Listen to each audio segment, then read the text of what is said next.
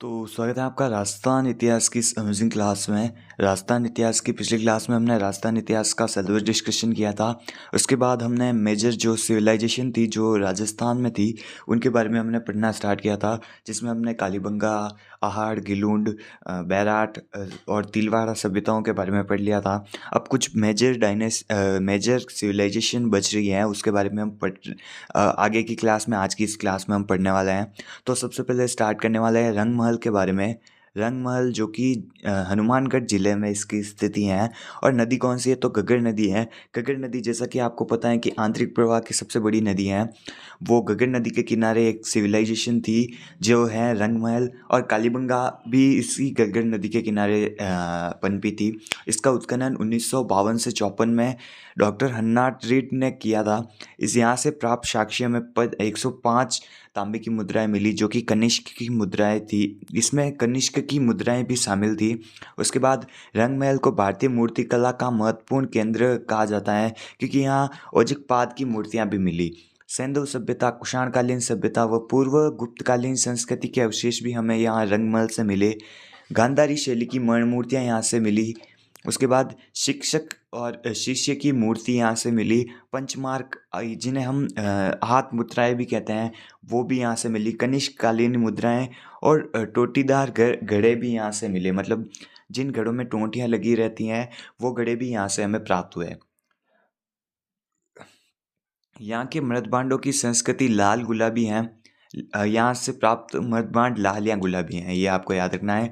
जैसा कि आपको पता है कि कालीबंगा में जो मृदभांड मिले वो थे काले और लाल, और यहाँ से प्राप्त मृदभांड है लाल और गुलाबी। उसके बाद हम नेक्स्ट देखते हैं बैराट सभ्यता, जिसकी वर्तमान स्थिति जयपुर जिले में है, जो कि बाणगंगा नदी के किनारे पनपी थी। उसके बाद इसका उत्खनन 1936 से 1937 में दयाराम साहनी द्वारा किया गया। और उसके बाद 1965-63 में नील रत्न बनर्जी और केदारनाथ दीक्षित द्वारा इसका उत्खनन किया गया बैराट सभ्यता का। इसका उपनाम था प्राचीन युग की चित्रशाला, क्योंकि बैराट में हमें शैल चित्र प्राप्त हुए। मतलब प्राचीन आदिमानवों द्वारा जो गुफाओं में चित्र बनाए जाते थे वो हमें यहाँ से प्राप्त हुए, तो इसलिए इसे प्राचीन युग की चित्रशाला भी कहा जाता है। यहाँ से प्राप्त साक्ष्यों में प्रागैतिहासिक काल में शैल चित्र प्राप्त हुए, जिसमें हाथी, भालू और हिरण के चित्र यहाँ से प्राप्त हुए। उसके बाद महाभारत काल में यहाँ पर पांडवों का अज्ञातवास रहा, जिससे महाभारत में पांडवों के नाम से यहाँ पर भीमडूंगरी, भीमताल, पांडुपोल और विराट पर्व नामक शहरों के नाम यहाँ से इसी काल से या फिर महाभारत के काल से पड़े। उसके बाद मान जनपद, तो जो 16 महाजनपद थे उनमें से एक महाजनपद मत्स्य जनपद, जिसकी ये विराटनगर राजधानी थी।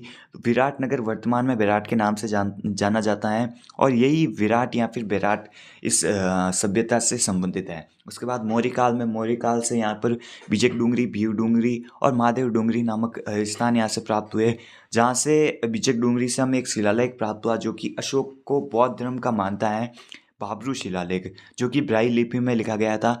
इसमें त्रिरत्नों शिलालेख भी मिला, जिसमें बुद्ध, धम्म और संघ नामक त्रिरत्नों का वर्णन किया गया। उसके बाद इस बाबरू शिलालेख को खोजा किसने? तो 1836 में कैप्टन बर्ड द्वारा ये बाबरू शिलालेख खोजा गया। और इसको रखा कहाँ गया? तो 1840 में कलकत्ता संग्रहालय में इस बाबरू शिलालेख को रखा गया। उसके बाद मौर्योत्तर काल की 8 मुद्राएं हमें यहाँ पर प्राप्त हुई, जिसमें से ये 8 मुद्राएं पंचमार्क थी, मतलब या फिर जिसे हम कह सकते हैं हाथ मुद्राएं थी। उसके बाद यहाँ पर मौर्योत्तर कालीन की 28 यूनानी मुद्राएं प्राप्त हुई, जिसमें 16 मिनांडर नामक यूनानी शासक की थी। उसके बाद यहाँ से 36 चांदी के सिक्के भी प्राप्त हुए। 1872 में CL कार्लाइल द्वारा यहाँ से अशोक का शिलालेख खोजा गया, जिसमें इस कस्बे का नाम विराटनगर लिखा गया था। और अशोक या फिर बुद्ध के कई बौद्ध मठ और गोल मंदिर भी यहाँ से प्राप्त हुए। उसके बाद हर्षवर्धन काल के हवानसेन की यात्रा, जो सियुकी नामक बुक में हवानसेन ने लिखी, ये एक चीनी यात्री था जिसे हम यात्रियों का राजकुमार भी कहते हैं। ये हर्षवर्धन के टाइम हमारे इस क्षेत्र में आया, जिसमें इन्होंने विराटनगर, बैराट की यात्रा भी की, भीनमाल की यात्रा भी की, जो हमें गुजर प्रतिहार में भी पढ़ेंगे इसको। उसके बाद मध्यकाल में यहाँ पर ईदगाह, जैन मंदिर, मुगल टकसाल भी यहाँ से प्राप्त हुई। और राम सिंह द्वितीय को यहाँ पर एक स्वर्ण मंजूषा मिली, जिसमें कि बुद्ध की अस्थियाँ रखी गई थी। उसके बाद यहाँ पर ये जो लिपि थी, तो यहाँ पर कौन सी लिपि फेमस थी? तो बेराट सभ्यता में शंख लिपि फेमस थी, जो कि एक प्रतीकात्मक लिपि थी। यहाँ से एक हाथ से बुना सूती कपड़े का टुकड़ा भी यहाँ से हमें प्राप्त हुआ। उसके बाद मकान का निर्माण ईंटों से हुआ। बेराट सभ्यता में जो मकान मिले वो हमें ईंटों से बनकर मिले थे। पत्थर की थालियाँ मिली, लोहे के उपकरण मिले, भगत सिंह की मूर्ति हमें यहाँ से मिली थी। उसके बाद हम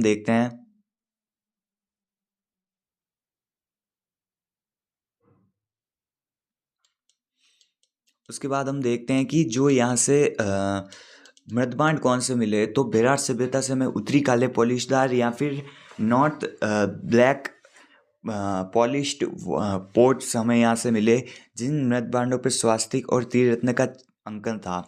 अब हम देखते हैं कुछ सभ्यताएं जिनका कालक्रम हम देखते हैं और वहाँ से मिले मृदबांडों की संस्कृति हम यहाँ से देखते हैं। कालीबंगा सभ्यता जो कि 2300 से 1750 ईस्वी पूर्व की सभ्यता थी, वहाँ से हमें काले और लाल मृदबांड मिले जो कि हल्के थे और कमज़ोर थे।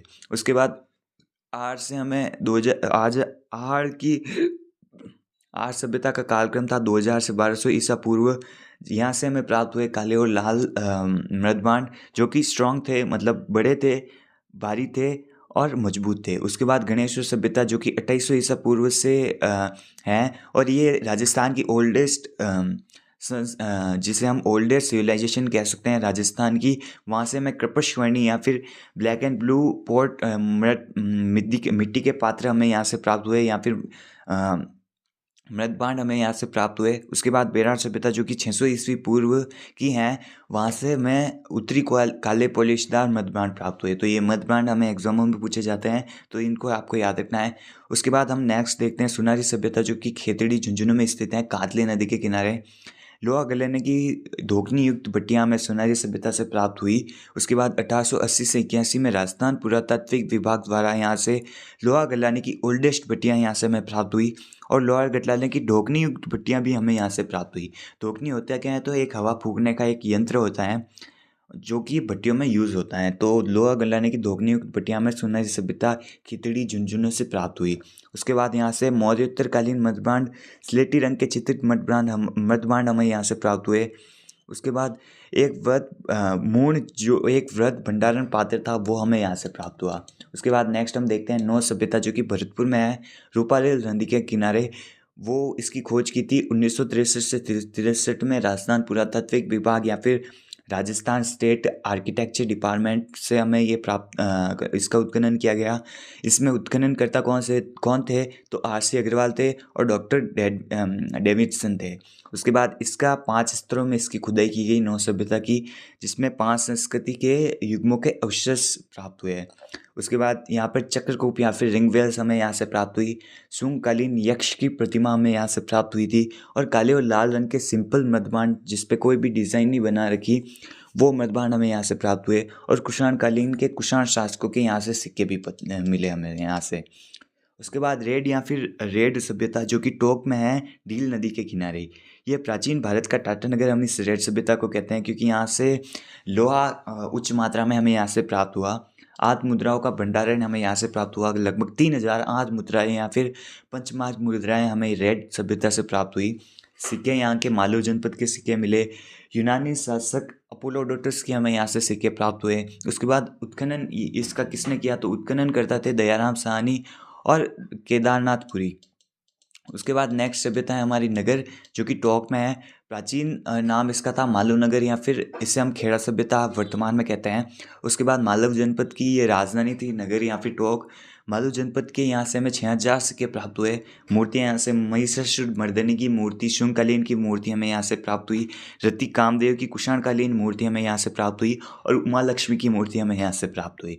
उसके बाद नगरी जो चित्तौड़गढ़ में है, इसका ओल्ड नाम था मध्यमिका, जो कि शिविज जनपद की 16 जनपदों में से एक शिविज जनपद की राजधानी हुआ करती थी। इस नगरी का उत्खनन 1904 में DR भंडारकर द्वारा किया गया। उसके बाद 1962 में केंद्रीय पुरातात्विक विभाग द्वारा इसका उत्खनन किया गया। उसके बाद शिविज जनपद के सिक्के हमें नगरी से प्राप्त हुए। गुप्तकालीन कला के अवशेष हमें यहाँ से प्राप्त हुए। वैष्णव मंदिर के भग्नावशेष प्राप्त हुए, और गोशुंडी शिलालेख हमें यहाँ से नगरी से प्राप्त हुआ। और चार चक्राकार कुएँ हमें यहाँ से प्राप्त हुए। उसके बाद नेक्स्ट सभ्यता भीनमाल सभ्यता जो कि जालोर में स्थित है, इसका उत्खनन आर.सी. अग्रवाल द्वारा किया गया। यहाँ से हमें भीनमाल से रोमन एम्परा और सुराही मिली। ये रोमन एम्परा मतलब एक टाइप की बोतल होती है पानी रखने की, जिसमें पानी ठंडा रहता है और एक नली निकली रहती है जिससे कि हम पानी बाहर निकाल सकते हैं। वो सुराही हमें यहाँ से मिली। और हैंसांग की यात्रा वृत्तांत में भीनमाल का उल्लेख है। ये जब हम गुर्जर प्रत्याहार पढ़ेंगे तब भी पढ़ेंगे। उसके बाद नेक्स्ट हम देखते हैं जोधपुरा सभ्यता जो कि जयपुर में है। इसका उत्खनन 1972 से 73 में राजस्थान पुरातात्विक विभाग द्वारा किया गया, जिसमें आर.सी. अग्रवाल और विजय कुमार ने इसका उत्खनन किया। यहाँ से हमें शुंग व कुषाणकालीन अवशेष हमें यहाँ से प्राप्त हुए। लोहे के उपकरण बनाने वाली भट्टियाँ यहाँ से प्राप्त हुई। मकान पर छतों पर टाइल का यूज़ किया गया था। घोड़े का यूज़ रथ खींचने के लिए इस सभ्यता में जोधपुरा सभ्यता में किया जाता था। स्लेटी रंग के चित्रित मृदब्रांड हमें यहाँ से प्राप्त हुए। ये जो जोधपुर हैं वो लोहकालीन या फिर लोहयुगीन सभ्यताओं में से हैं। उसके बाद ओजियाना जो जयपुर में भीलवाड़ा में है, इसका उत्खनन B.R. मीणा और आलोक त्रिपाठी द्वारा किया गया। ताम्र पाषाण युगीन सभ्यता यहाँ से प्राप्त हुई हमें। मिट्टी की ईंटों के साथ पत्थरों का यूज़ मकानों में किया गया था।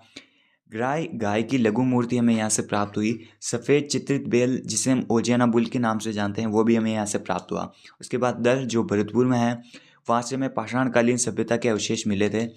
उसके बाद नेक्स्ट हम देखते हैं सोती सभ्यता जो बीकानेर में है, जिसका उत्खनन 1953 में अमलानंदन घोष द्वारा किया गया, जो कि कालीबंगा के प्रथम नाम से प्रथम कालीबंगा फर्स्ट के नाम से फेमस है। उसके बाद इसवाल जो कि उदयपुर में है, जो लोहकालीन सभ्यता है, जिसका उत्खनन 2003 में किया गया। उसके बाद डिडीकर जो अलवर में है, जो 5 से 7 हज़ार वर्ष पुराने शैल चित्र यहाँ हमें यहाँ से प्राप्त हुए। उसके बाद गरदड़ा बूंदी जो छाजा नदी के किनारे हैं, वहाँ से हमें शैल चित्र प्राप्त हुए। और गरदड़ा बूंदी से हमें बर्ड राइडिंग रॉक पेंटिंग प्राप्त हुए, जो कि इंडिया की फर्स्ट पुरातात्विक इम्पोर्टेंट पेंटिंग है। उसके बाद कोटरा झालावाड़ नलियासर जो सांबुर जयपुर में है, चौहानों के पहले की सभ्यता यहाँ से प्राप्त हुई। उसके बाद तिपलिया जो कोटा में है, जहाँ से दर्रा अभ्यारण्य गुजरता है। उसके बाद दादा योरो जो बीकानेर में है। इनको सबको आपको नाम और स्थान ही याद रखना है। उसके बाद नेक्स्ट है अपनी कुंडा व ओला जो जैसलमेर में है। मल्लाह भरतपुर में है, जहाँ पर गन्ना पक्षी विहार हैं और यहाँ से हमें तलवारें प्राप्त हुई। उसके बाद बेनेवा जो बूंदी में है, यहाँ से हमें महिषासुर मर्दिनी की मूर्ति भी प्राप्त हुई। उसके बाद कणसव जो कोटा में है, जहाँ से हमें मौर्य शासक दावल का लेख मिला, जो कि 738 ईसा पूर्व का है, 738 ईस्वी का है। उसके बाद कुराड़, नागौर, जाडोला, उदयपुर, पिंड पाटलिया, चित्तौड़गढ़, सबड़ियाँ व पुंगल जो बीकानेर में है। उसके बाद एनाला जो जालोर में है, कीड़ोत और चित्थावाड़ी जो जयपुर में है, और कोट मलाई जो सवाई माधोपुर में है। इन कुछ इम्पोर्टेंट सभ्यताओं के बारे में आपको नाम याद रखना है और उसका स्थान याद रखना है। उसके बाद नेक्स्ट हम देखते हैं लास्ट स्लाइड में, ये लास्ट स्लाइड होने वाली है हमारे राजस्थान हिस्ट्री में प्राचीन इतिहास में। हम देखते हैं राजस्थान के क्षेत्रों के प्राचीन नाम। सबसे पहले देखते हैं हाड़ौती जो कोटा, बूंदी, झालावाड़ और बारावाला क्षेत्र हैं, उसे हम हाड़ौती प्रदेश कहते हैं। ढूंढाड़ प्रदेश जयपुर दोसावाला, शेखावटी, सीकर, चूरू, झुंझुनू, मेवाड़, मेदपाट और शिवी जनपद जो कि हैं भीलवाड़ा, राजसमंद, सलूंबर, चित्तौड़गढ़, उदयपुर और प्रतापगढ़। मेवाड़ में आते हैं जोधपुर, बीकानेर, जैसलमेर, पाली, नागौर, बाड़मेर, बालोतरा और फलोदी। यौंदे प्रदेश में आते हैं गंगानगर व हनुमानगढ़। चंगल प्रदेश में बीकानेर वाला क्षेत्र आता है। मांड व वल प्रदेश में जैसलमेर वाला क्षेत्र आता है। घोड़वाड़ क्षेत्र में बालोतरा, जालोर, सांचौर व पश्चिम सिरोही आता है। उसके बाद वागड़ प्रदेश में आता है डूंगरपुर, बांसवाड़ा। बांगड़ प्रदेश में आता है डीडवाना, कुचामन, सीकर, चूरू और झुंझुनू। उसके बाद नेक्स्ट आता है अपना तोरावाटी, जिसे हम कातली बेसिन में कहते हैं। तोरावाटी होता है सीकर व झुंझुनू जो कातली प्रवाह वाला क्षेत्र है, उसे हम तोरावाटी कहते हैं। उसके बाद राठ या फिर अहिरवाटी क्षेत्र, कोटपुतली बहरोड, खेड़तल, तिजारा, अलवर और हरियाणा के टच में जो क्षेत्र आता है वो अहिरवाटी या फिर राठ प्रदेश कहलाता है। उसके बाद मेवात जो अलवर, भरतपुर, खेड़तल, तिजारा और डींगवाला क्षेत्र जहाँ पर मेव जाति की अधिकता है, वहाँ वो क्षेत्र मेवात क्षेत्र कहलाता है। उसके बाद डांग जो धौलपुर, कलोरी और सवाई माधोपुर वाला क्षेत्र है। उसके बाद सपाट जो सवाई माधोपुर और करौली वाला जो एमपी के टच में जो क्षेत्र है उसे हम कहते हैं। उसके बाद खिराड़ जो टोंक व भीलवाड़ा वाला क्षेत्र है बूंदी के टच में। उसके बाद अनंत कोचर जो सांबर व सीकर तक के क्षेत्र हैं। उसके बाद रूमा जो सांबर या फिर जयपुर के आसपास का क्षेत्र है। मेवल और देवलिया जो डूंगरपुर बांसवाड़ा और प्रतापगढ़ वाला क्षेत्र है। उसके बाद भोराट जो गोगुंदा से कुंभलगढ़ के मध्य क्षेत्र आता है उसे हम भोराट क्षेत्र कहते हैं। कांठल जो प्रतापगढ़ है, माई नदी के जो प्रतापगढ़ और बांसवाड़ा के मध्य जो प्रतापगढ़ और डूंगरपुर के मध्य जो क्षेत्र बनता है माई बेसिन का, उसे हम कांठल प्रदेश कहते हैं। उसके बाद बरड़ जो बूंदी का पश्चिमी भाग है उसे हम बरड़ प्रदेश कहते हैं। मेरवाड़ा जो अजमेर और ब्यावर वाला क्षेत्र है टाटगढ़ के आसपास, उसे हम मेरवाड़ा कहते हैं। उत्तर मार्दरी जो बिजोलिया व भैंस रोड के मध्य पठारी भाग है उसे हम उत्तर मार्दरी कहते हैं। और लास्ट में हम देखते हैं सपादलक्ष्य जो सांबर वाला क्षेत्र है उसे ही है प्राचीन नाम सपादलक्ष्य है। तो आज की क्लास में हमने राजस्थान का प्राचीन इतिहास पूर्ण कर लिया है। कल की क्लास में हम प्रमुख जो डायनेस्टी हैं, जो मेजर डायनेस्टी है राजस्थान की, जैसे गुजर प्रतिहार हो गया, गुइल हो गया, जो अपने राजस्थान वाले मतलब जो जोधपुर साइड वाले राठौड़ हो गए, भाटी हो गए, कच्छावा वंश हो गए, उन राजस्थान के प्रमुख राजवंशों के बारे में हम कल की क्लास में बात करना स्टार्ट करेंगे, जिसमें हम सबसे पहले गुजर प्रतिहारों के बारे में पढ़ना स्टार्ट करेंगे। तो आज के लिए बस इतना ही, हमें लगी इसकी नेक्स्ट क्लास में, तब तक के लिए बाय।